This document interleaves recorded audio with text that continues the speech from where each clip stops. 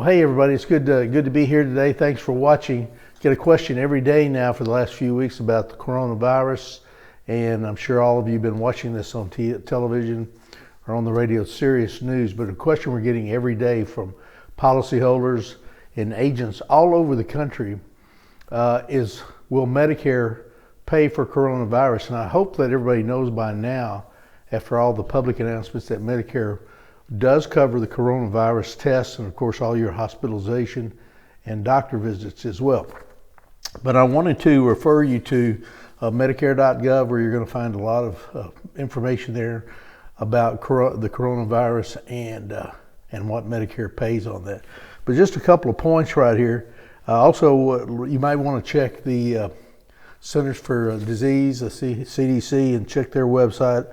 Also, we see a lot of good information coming out of the whitehouse.com website, but you want to follow the president's coronavirus guidelines. You can study that, look at it. It's really on all the news, but if you want to take a few notes, this would be a good time to do it.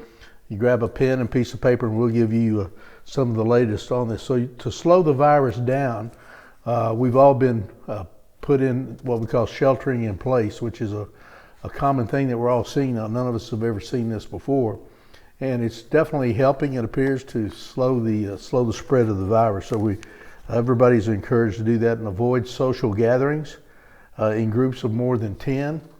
We're seeing that people, it's really being very compliant about these orders coming from Washington and from our state and local governments. But you want to avoid close contact. The social distancing, they're calling that today, where we stay 6 feet away from everybody. And of course, if you have some sort of cold or cough or anything that sneezing that might affect others, you're going to want to stay away from that. But work or engage in schooling for home whenever possible. So those of us that have grandchildren, those of us here on Medicare that are on grandchildren, a lot of us take care of our own grandkids. And you're going to want to be especially careful there. Of course, with the kids coming in and out and schools out and that sort of thing. So their parents may or may not still be working. But you want to avoid eating or drinking in restaurants and bars. So we're on pretty much lockdown to keep the spread of the virus. Hygiene precautions, we all know by now that with soap and water, wash your hands with soap and water several times a day, just to be on the ultra safe side.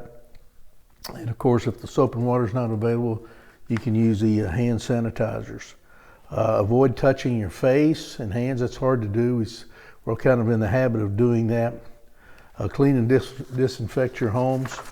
So there's some more prepare for healthcare needs. So those of you that have, you may need your tissues and sanitizer and soap. So prepare, go ahead and continue to, when you go to the grocery store, to get these items.